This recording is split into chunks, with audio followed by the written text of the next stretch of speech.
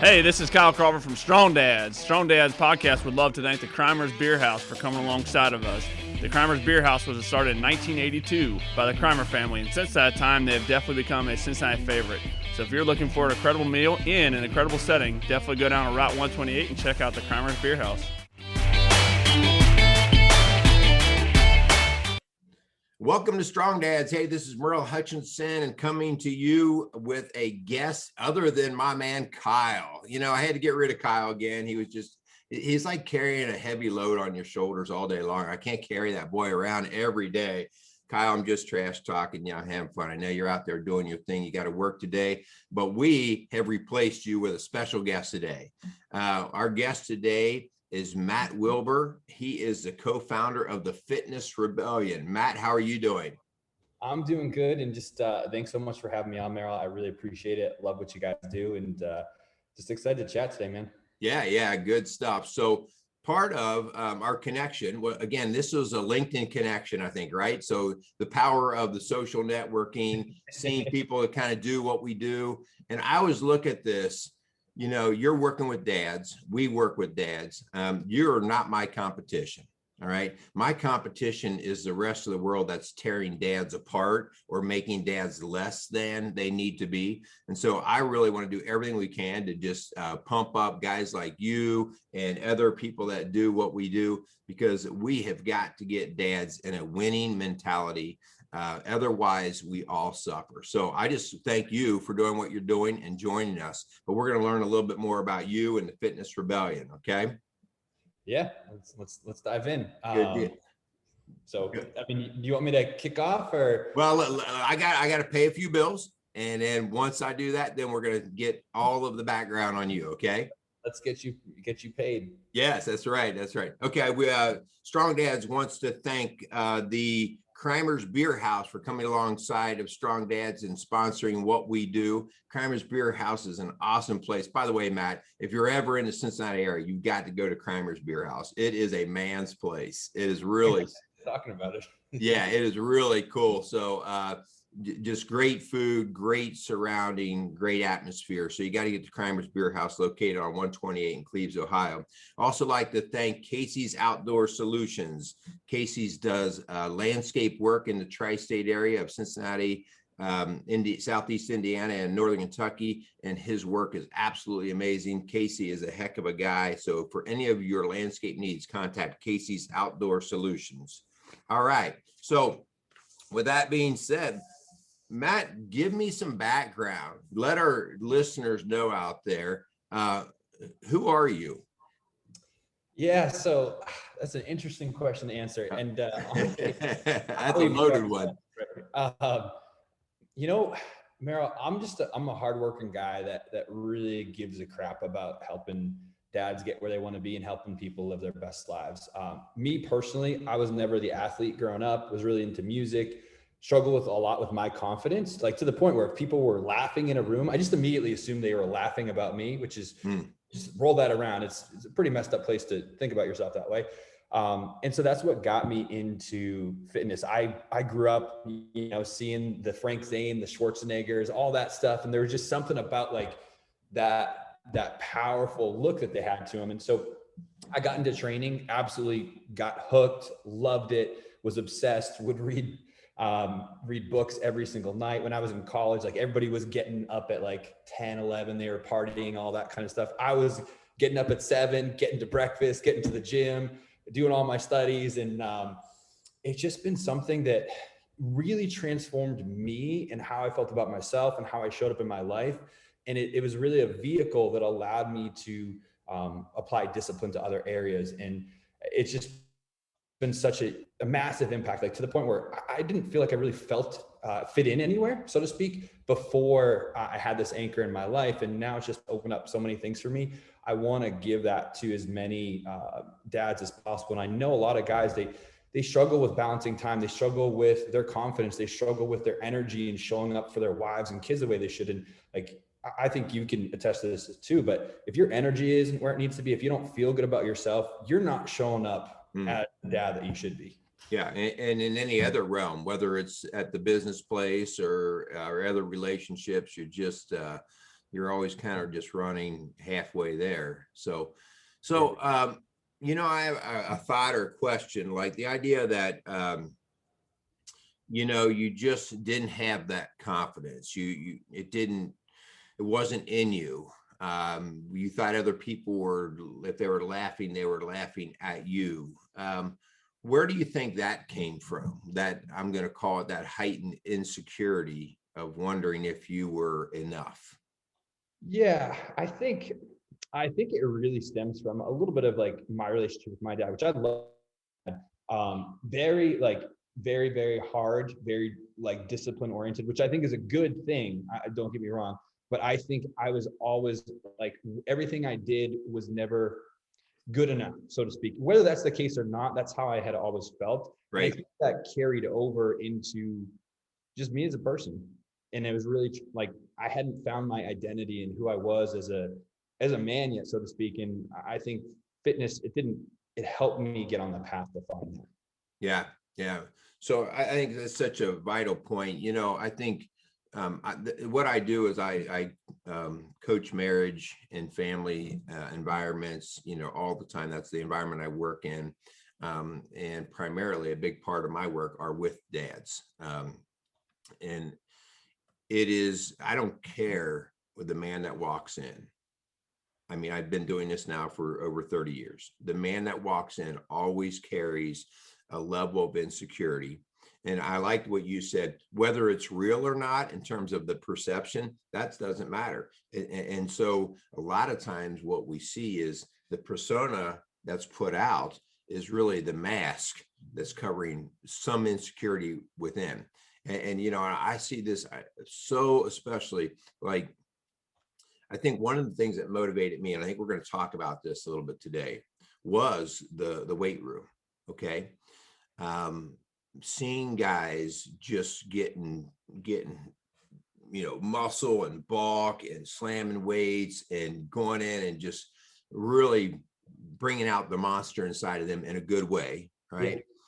Yeah. And then looking at their life and seeing kind of the train wreck of life around them, where they're broken marriages, can't really stay into a job. And I'm like, okay, something's not lining up here. This guy looks like he's got it all together. And, I came to realize that the gym was a little bit of the mask. It was a little bit of the mask. It was that first place that, man, this is a place that I excel. This is a place, maybe because I'm naturally or genetically gifted enough to have that muscle or that ability. And I started to hide behind that kind of thing. And I'm not saying that's wrong, because I think we all have to have an avenue to see what at least strength feels like, right? If I could just feel like this in all parts of my world. But the gym is the easiest place for me to do. I agree. Sometimes it comes at the expense of other things. And so I think it's really cool that you point that out. But it's really what motivated me in our work here at Rock Solid Families. We have a gym, but it's kind of our secondary. Our primary is, let me get into the dad's head and go, okay, dude, what are we covering up here? What do we need to do? Dad and purpose of dad and husband is more primary. The fitness side is just, like you said before, it gives us the energy to do what we need to do and all that kind of stuff. So, yeah. So let's get back then to your work a little bit. So where are you with that? Like, are you looked at as the main fitness guy, or how does your work look with these guys that come in? Yeah. So it's really changed a bit, honestly, in probably like the past 6 months, where you'd mentioned, some guys using fitness as a mask. And to be completely straight, I feel like I did that to a degree for a while, because it was the one place that I understood, I felt confident, I could own. And that really led me, I think we talked about this off camera, like September of last year, I was working all the time. My daughter's 14 months. So she's still very young. I was completely out of balance with the time and wasn't as present as I needed to be. And I kind of finally hit a point where there is a realization that there's a lot more layers going on here, right? Like you had mentioned. there's the fitness side of things. There's being a good husband and father side of things. There's the career side of things. And then there's a spirituality side of things. There's these four core areas. And mine was very much like slanted to one because it's what I do for work. And I just realized how broken, honestly, my life was. I was not being the husband and father that I know I could be, whether that's to other people's standards. Other people probably would have thought I was being great. It wasn't acceptable for me. So all that to say, we've really shifted where we use it as a vehicle and an anchor, where this should not take over somebody's entire life. But it's one of those easiest things, like you said, it's like that first thing that you can grab a hold of. If everything else is chaotic, if you feel like your life is a mess, if you're struggling, you can very tangibly grab hold of like getting exercise and fueling yourself better and start to feel positive changes, and then leverage that into using in other areas of life. And we've had a number of clients. There's one in particular that stands out. I won't mention his name just in case he doesn't want it to, but he came to us in a very broken spot. We're a single dad. His fitness was all out of check. His finances were all out of check. His relationships, everything. And by the time he wrapped up with us 8 months, like he is not the same person that he started with. But like from a fitness perspective, relationship with his sons, like his sons are working out with him. He's spending more time with them. He has more energy to do more things with them. He's got a better relationship with his ex. He's got a better relationship with his current girlfriend. And that's the stuff where, like, when he did his recap with us, he cried on camera, and I'm like, that's what we're about. Like, we're not the company to just get you 6-pack abs. Like, I want to change dads' lives, and that's what we are stand for. And there's a lot that goes into it. It's not just fitness. We work a lot on the mindset aspect and the scheduling and the structure and routine, because this is not just, we can't just pull the fitness thread and everything gets in check. There's a lot of other things that we got to do, but we use it as the first line, so to speak. Man, that's excellent stuff, really. And you're exactly right. I mean, I think we use the fitness thing first because it's familiar. It's what we're good at, but man, it can grow way beyond that when you start to see how it can impact other parts of somebody's life. That's really cool that you share that, because that's the stuff that we get a kick out of too. It's like, at the end of the day, I always kind of look at too, especially like it or not, we're all going to age. Right. And so the 6-pack abs or whatever it is, eventually I work with guys across the spectrum, and it's like, I have guys come in, I just want to be able to go for a walk with my grandkids, and so the desired outcome starts to change over time just based off of where we are. And so, but the idea that I always say, isn't it cool that your grandson wants to go for a walk with you? That's more important than whether you had your 6-pack abs, Yeah. And that ability to go and have that walk and do it enjoyably so you can move better. So, and that's where I think that, like you said, that's where things really tie together. Yeah. It's balance of these aspects. Very cool. So let's talk a little bit about, I'm a little bit further down the road than you with balance, and we're still balancing. Okay. Like I have kids 30 years old and 13 years old. So I have a spectrum there of kiddos. And so I've watched sort of my balance change. I remember when they were young and in diapers thinking, am I ever going to get to sleep? Am I ever going to be able to feel like I've got my act together? And then they start to do things on their own, and you start to feel like, oh, I've got a little bit of time. I can do some different things. So how do you go about the balance of fitness, of being a father, of being a husband? How do you approach that? So I run my days a lot, structured and routine based. We had kind of mentioned before, like I'm a 3:50 a.m. guy, because that's just what my life dictates. Like my wife and daughter typically are up at 7 or 7 a.m. A couple of days out of the week, 3 days out of the week, my wife gets up at 6 a.m. so that she can train. I'll then just, I'll do a little bit of work while our daughter sleeps. So it really boils down to, like, my schedule is super regimented. Like, I block everything in. And then on top of that, I make it adaptable, where I'm always hunting down friction in my day, as far as like, okay, this is not moving as good as it should, or like, hey, like I couldn't, I wasn't as present here as I wanted to be. So what's causing that? Where do I need to adjust my schedule? And that's what really works well for me, is just and I do it on like sometimes it's a daily basis. Like I always have this script running in my head, and I got that from the gym. Like, how did I do for that workout? So I do that with my life. Like, how did it, like that hour that I was with my wife and daughter, was I completely present? Like, could I have done better here? I do that with my schedule, and I do that on a weekly and a quarterly basis so that things change, right? Especially as dads, like that's one of the most common things that we see is like the schedule's always changing, commitments, kids sports, all the stuff is going on. And I don't have as much of that, but with the business and just family commitments, we do have a lot of things that are going on. So I just have to constantly be looking and seeing what I can adapt and move things around so that I'm staying on point. And it's a little check mark at the end of every single day. Did I do something to love, honor, and appreciate my wife? Did I do something to love, honor, and appreciate my daughter? And then I have other check boxes for like the fitness and business side of things as well. So that's how I look at it. Without a calendar and without that process, I would be a mess. And I was a mess, I feel like, September of last year. Right. So I really like the idea of the structure component. So one of the things that I work on when I work with couples is if they're in a very destructive way of living, that didn't just happen overnight. Okay, it was bad habits that just continued to grow and to fester, and then they come into me. And I have to do kind of exactly what you just talked about. I have to get them very regimented. Like we have to put what I call mechanical processes in. They don't feel natural. So you have to sit down at the table at 7 p.m. every night. And this is what you talk about. This is what you have to do. And it feels sometimes artificial or forced or phony, not pleasant a lot of times because I wasn't in the mood, those kinds of things. And the idea there is that we're trying to create a new lifestyle.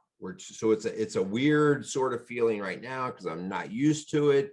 But in that practice of we're going to meet, I'm just saying 7 p.m., but whatever, we're going to meet at 7 p.m. after dinner. Kids are, out of the sight, and we're going to have this discussion time. And ultimately in that time, we're going to learn to work better. We're going to learn to communicate better. We're going to do things that we haven't been doing well for the last 15 or 20 years that put us in the place we are right now. What happens is, providing we stay with the practice, it becomes natural. It's not forced. So I want to ask you, because you're coming through very regimented, and I get it. That's what we have to do to get the practice. But like now when you're with your wife or when you're with your daughter, I'm sure it's not on your mind like, okay, like I got to do one more thing, I can check my box, because that's not very natural. Yeah, exactly. And right? But that's what I had to do in the beginning Exactly. to be like, okay, am I showing up? So yeah, it's much more natural now, where it's kind of like at the end of the day, I just kind of think to myself, okay, like how did I do today? Because I still want to like do a little self-assessment so that I can look to be better the following day. But yeah, it's gotten much more natural, where I honestly, I felt embarrassed when I had to go in September of last year and block out like family time and these blocks throughout my day. It was like, I felt like terrible as a father and as a husband. Like I have to go and I have to actually block time for my family. But that's what I had to do to start to create the balance in my life. And I think anybody that's listening, you shouldn't feel bad about those things if it's going to make you better. Yeah. Yeah. And like we're trying to create a new healthy habit. And at first you have to do it in a very regimented way to teach you and to give you the opportunity. Because if you don't put it on your calendar, chances are you won't even do it. Right. That's good stuff. So I like that idea of just reminding guys, hey, if it doesn't feel natural right now, you've got to regiment it. There are guys that are super fit and strong, and they're very lackadaisical about their approach in the gym. Well, that's because that was their gift. I have a son who just drives me crazy. He can lay on the couch for 6 months and get off the couch and he can go run an Ironman triathlon. I'm like, dude, I don't like you right now. Oh, isn't that so infuriating? I was never that guy. That was not me either. And he thinks it's so funny. And I'm like, I don't like you. I don't want to talk to you right now. But then there's other guys that, and this would be more me. I've got to train like a wild man if I even think I'm going to sign my name on the paper for that triathlon. So again, it's not really about what everybody else is doing. It's what you have to do to make it work for you. And I like something that you pointed out back there where you'd mentioned, at 7 p.m., whether you're in the mood or not, you sit down. And I think that's an important thing to just touch on real quick, where just honoring the commitments we make to ourselves and we make to each other, and really relying on that discipline more than how we feel at times, right? Because there's plenty of times at the end of the day as dads, like, I'm beat, I'm tired, and like, you just have to override that. It's not like that's part of what we have to do, is like, you have to just not operate on your feelings and operate on who you should be. So I just wanted to circle back to that real That's quick. great. So tell me a little bit about like what it means like to be a role model is how you see it. Okay. So for me, one of the biggest things when it becomes being a role model is leading by example. Not this do as I say. You should educate, and you should lead by example. And you should be transparent in your struggles. And I think that creates deeper connection. Since I've been more open and honest about like the stuff that I'm struggling with, and like the stress and anxieties around business and all the things that we're doing with my wife, like our relationship and our communication has gotten so much better. So I think it's really just, for me, the biggest thing is leading by example and being honest about the situation. It's simple at the end of the day, but I feel like we often mess it up. Well, Matt, you say something there that it is simple, but it doesn't come across very easily, because honesty means you're going to be vulnerable. You're going to be transparent. You're going to allow your flaws to show. That doesn't mean you allow them to perpetuate and grow, but you allow them to show enough that you have to address them. And so that goes back to the whole idea of, why was I wearing a mask in the first place? Why did I have to hide behind the weights in the gym, or behind the bottle of booze at the bar, or behind the size of my wallet? Why do I have to hide behind all of these masks? Why can't I just be honest and vulnerable? And when you do, the term that we use all the time is, are you really coachable? Do you say you're coachable, or are you really coachable? Because if you're really coachable, you don't know the answers, and that takes humility, and humility is not something of our culture these days, is it? No. I'm number one. I'm the greatest. I'm the best.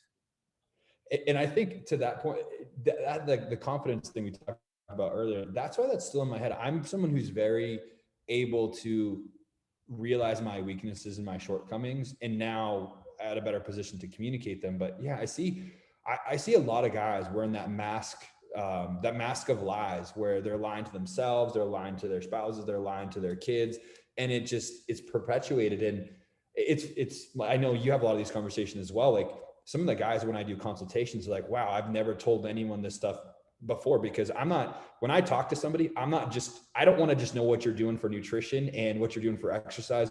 I want to know what's going on in your world. Why is this important? Why are we actually on the phone? What's really going on? Because you don't want to just get in shape for the sake of getting in shape. And if I talk to somebody that they don't open up, and I'm like, okay, like you said, they're not coachable, I can't help you. Right. And that's good to point out. Right. That's good to point out, because that might be the very first piece of humble pie that they actually received that might make them think about, maybe I need to look at something differently. So Agreed. Good stuff. Okay. So let's get into a little bit of the fitness side of things. And because I have to confess, like, I'm all about fitness, but I have never been good with nutrition. Let me be honest with you. I know all about nutrition. Okay. I know all about it, but it is probably my biggest weakness when it comes to just taking, I have probably trashed so many good hours of gym time by what came into my mouth after gym time. All right. So how do you work that balance? What are some of your go-tos that our strong dads out there can listen to? Like, if you could just cut this out, or if you could just do that, you're talking to a guy who struggles with nutrition. Yeah. So I'd say one of the biggest things, and just to provide a little context, so I came from a competitive bodybuilding background where very extremely regimented. Like, if you look at a lot of people that do that, it's very, very strict routine, and kind of progressed over the years. And what we really teach at the Fitness Rebellion, and what we preach, is flexibility, where we have high level parameters.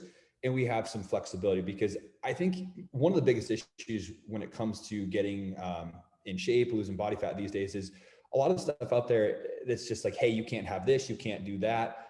And that's not really realistic, right? If I'm talking to a dad and he likes to have, a couple of pieces of pizza every Friday night with his kids, like that's ridiculous for me to say, no, you can't do that anymore.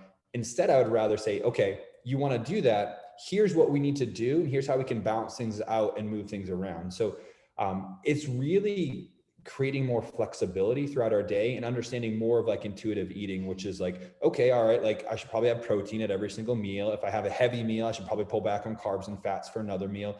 And that's how we look at it. And we talked about mechanical approaches. In the beginning, a lot of the times we'll have people track food. And so they can see, oh, okay, that's how it will impact my day. So that they get to a point where they have the knowledge and the comfortability to have balance there. Because when we talk about utilizing nutrition, obviously we want to eat whole nutrient dense foods. We're going to feel the best. We're going to run the best.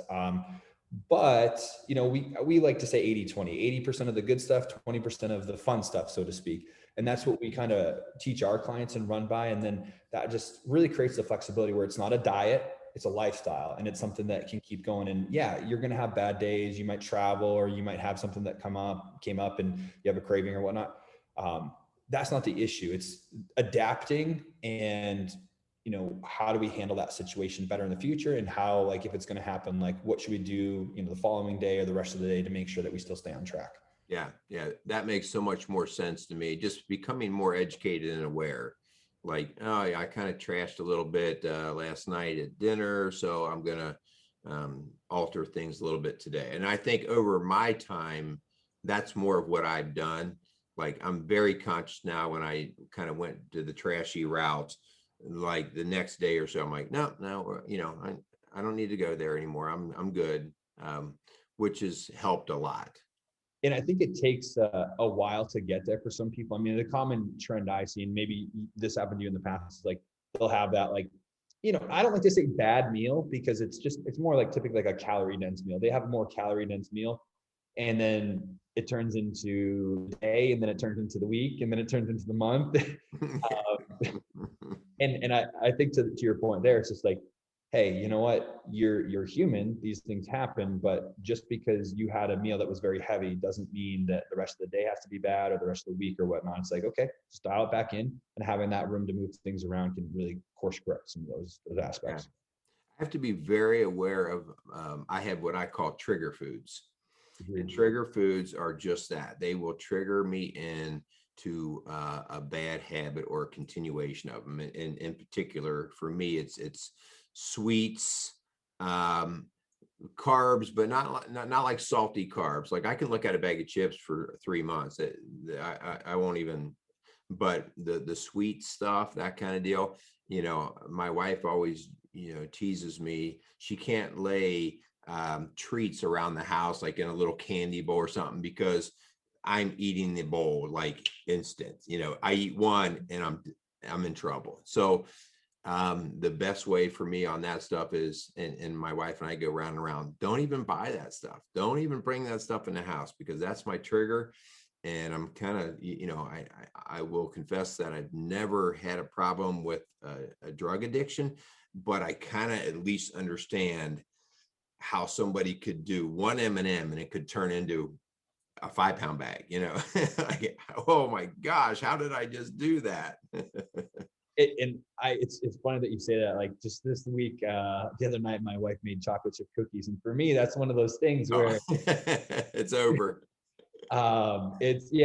However, I think one thing that can be helpful too is with that stuff that are like triggers is either one, like assigning a day, like one day out of the week where you're going to allow yourself to have some of that stuff. And that way it's kind of like, it opens the door and it closes it in like in a realistic fashion, rather than having it be around all the time. And the other thing too is finding better ways to make that where it's less calorie dense and still tastes good. And that's one of the things like we like to teach guys. Like, some people are pizza guys, some people are burger guys, and it's like, well, there's a very big difference in the amount of calories that you can get from a burger when you make it at home versus when you get it out at a restaurant, right? Right. So some of that stuff as well, I think, can be very, very helpful. But I'm glad you mentioned triggers, because that's something that people think like fitness guys, like you don't have, like, you're just, you don't like food. And like, I love food. I love all of it. And it is something that we got to kind of balance out and figure out, when can we fit those things in, what's realistic. And so yeah, it's good stuff, man. And yeah, those guys that come in my place, we just go round and around talking about it. We all have our little triggers, and it's just part of what we learn to manage and become aware of. So Matt, let's talk a little bit, if we could. I have a question for you about, why do you do what you do? I know what you do, why you do, like in the immediate moment. You're paying your bills, you're running a business, you got to put food on your table. Okay. But what about the generational, the long term? You and I could make money a lot of other different ways. And I don't know about you, but I'm not getting rich at this. But we love what we're doing. So why are you in it? And what's the long-term goal here? Yeah. So I'll try and answer as directly as I can. So for whatever reason, ever since I was a young kid, I wanted to do something of purpose and have a serious impact on the world. I had mentioned earlier, like the gym and fitness and exercise is one area that I felt like I really owned and I could help people in. And it's one of those places that I can connect with someone. I can help someone immediately. And once I can start to see changes in their body, I can help them with some of the other stuff too. But for me, as simple as it is, it's about changing lives. Like, I know what fitness and nutrition has done for me. And I would not be here, obviously, today if it weren't for it. I would not be the same person. I know that for a fact. And I think when we talk about generational, right, there's a huge issue in our country. Like, one, just from like dads and how they show up, and two, from a health perspective. And as dads, it is our responsibility to set the tone for our kids and the generations that come. And I see that not a lot of people talk about the generational aspect of being a dad, or being generally can't talk, you got it. You know what I mean? Of getting your health and fitness in check. And like, it's something that's like, it's gotten worse and worse. And we talked about this before on both sides. And like, we have a responsibility, and I take it on as a responsibility to lead that sector for what we do, because I want my daughter is going to be kind. She's going to be strong. She's going to be driven. She's going to be tough, and she will pass that on to her kids if she has them down the line. And when we have our second one, like, that stuff is really important for me. I think as a dad, it's not necessarily giving your kids the things that you didn't have. While that's good, it's teaching them the things that you didn't know, so that they can have a better life and they can be more successful and do the things that they want to do. Yeah, it's good stuff. So yeah, I mean, so really it's the idea of, and I think I've always come down to this too, in my simple way of thinking things. I've always liked sport, and in particular fitness, because it's measurable. The scoreboard doesn't lie.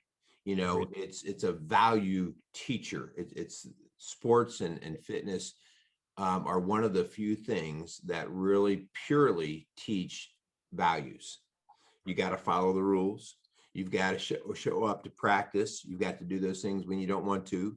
You've got to play with integrity, all these different things. And it's, anybody that I've ever talked to in athletics and came through their high school years, they remember all their athletics. They seldom ever remember anything about sitting in an English class or singing. And not to diminish education, but so much education actually about life actually takes place through the fitness and the sport world, because it's so pure. Like, the scoreboard doesn't lie. The referee called you out, you misbehaved, whatever. And it's just such a great teaching tool to teach values. And so, I mean, that's why we are big on it here at our place. And I know just from what you just talked about, what you want for your daughter. Well, what you just said about your daughter are the things that we use this fitness and sport thing to help teach. And it's a better teacher often than we are. Just let the sport play out, don't interfere.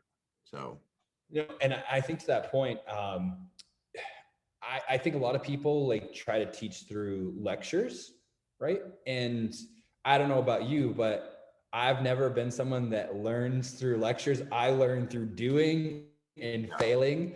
And like you said, that's sports, that's fitness, that's nutrition. That's an immediate way to learn and get feedback. Oh, okay. All right. Somebody checked me. I got to do better. Yeah. Yeah. My second oldest son used to get so mad at me because this is the one that could sit on the couch and just jump up and do a triathlon. And, because he had some justification for some of what he'd do. Cause I'd be like, son, you need to do this. You need to work out. And I'd always say, listen, I'm not going to measure you by what you say. I'm going to measure you by the fruit of your labor. Like, well, what do you actually produce? And we kind of joke about that now because he's not a young guy anymore. I mean, he's a dad himself, but now he's one of those guys who could produce some fruit with little work in certain areas, like in the fitness world. Like he could then have to work out and go do the triathlon. But the idea here that, we measure our quality of life by the fruit that we produce. And you can say all day long what you should do, but at the end of the day, if you're not doing it, then it reveals how you're actually living your life, And so it's so important that our kids learn, you got to do. You can't just talk. You got to do. The lecture, I'll give you a little bit of lecture, but then it needs to be done. Yeah. And that's a good, and that goes back to our point about like, what does it mean to be a role model? And it's that doing, that leadership. And I think that's, in a lot of areas that's lost, and it's really sad to see. And I know you guys are doing a lot on your side, and we're trying to do a lot on our side to really, like put guys in that leadership role. I mean, I talk to some guys, and it's just like, it's sad because they're like another kid for their wife to deal with, and that's not how it should be. No.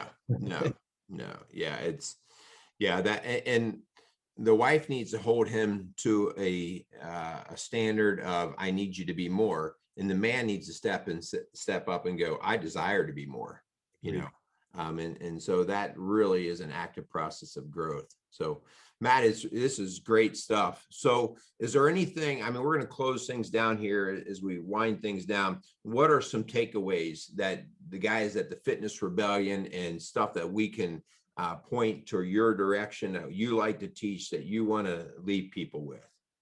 Yeah. So, I mean, it's really, the center of our conversation, but really using, like, if you know that your life is chaotic, if you know that things aren't where they need to be, or you're not showing up as a husband and father that you need to be, and it's because your energy, because your body, or because of anxiety, like the easiest thing that you can grab a hold onto, like tangible, like we said, doesn't lie, is fitness. And then use that as an anchor to then in turn implement some of the other structures in your life. And for that's kind of where we really start. We run a completely free group. There's like 2,600 members or so in it, where we have trainings and all kinds of stuff. And we got team members helping people out. And, so obviously some of those people become clients as well. But when we talk about impact, that's why we run that group. We know some people will come on to the business side of things and become a client, but that's going to impact more people is put some of the stuff out there, like what you're doing with the podcast. And so I mean, if people need help, that's a great place to start. Yeah. So get us connected. How do we get into your stuff? How can I connect with you? How can somebody, if they're interested in looking you guys up, how do they get there? Yep. So you guys can check us out at thefitnessrebellion.com. We've got a couple of tabs on there for free resources and all that kind of stuff. And then we're on all the social media stuff. Yeah. Well, you can find us pretty much everywhere. But yeah, I mean, checking out our website. If you check out our website, we'll pretty much follow you with advertising. So yeah. Thank you. Yeah. So what percentage of your coaching work is done online versus like in an actual gym?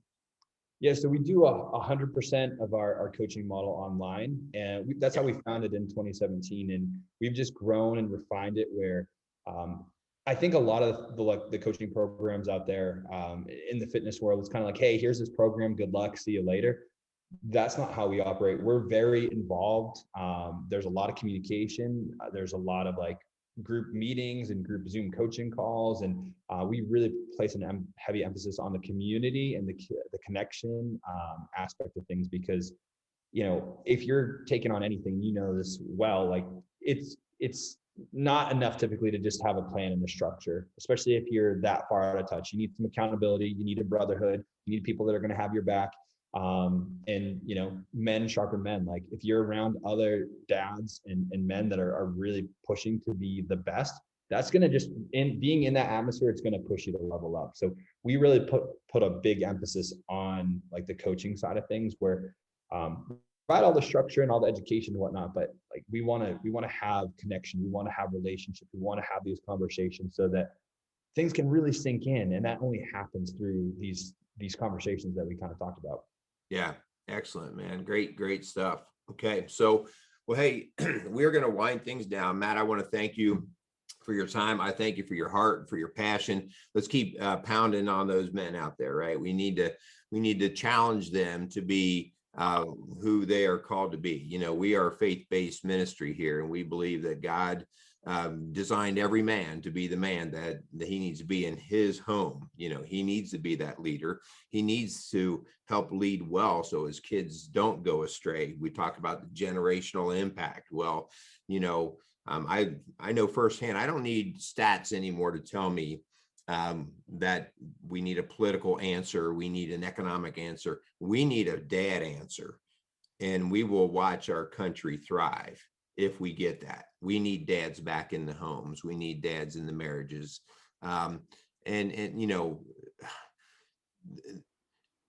This has been very passionate for me because I get to work in the wreck every day. I get to see what happens when it goes bad. And for that reason, I don't need to see all the stats. I work in the stats. I get to actually see the wreckage. And so I want to thank you for what you're doing. I love that we bring fitness as kind of the hook of saying, hey, that's the tangible, right? But from the tangible, we can really radiate all those things into other areas like the marriage. So, Matt, we're going to wrap things up. You strong dads. What's that? I said, thank you so much for having me on, Merrill. I really appreciate it. Yeah. This has been a lot of fun. Yeah, it's good stuff. So for you strong dads out there, or for any of you new listeners, please subscribe to the Strong Dad channel. You could also check out anything that we do at our website at rocksolidfamilies.org, where we do marriage and family coaching. And again, we do a lot of that online as well. So I don't care where you're located, whether you're in Massachusetts or California, reach out to us and we'd like to help in those areas. So again, we want to thank all of you guys. Go out there and be a strong dad.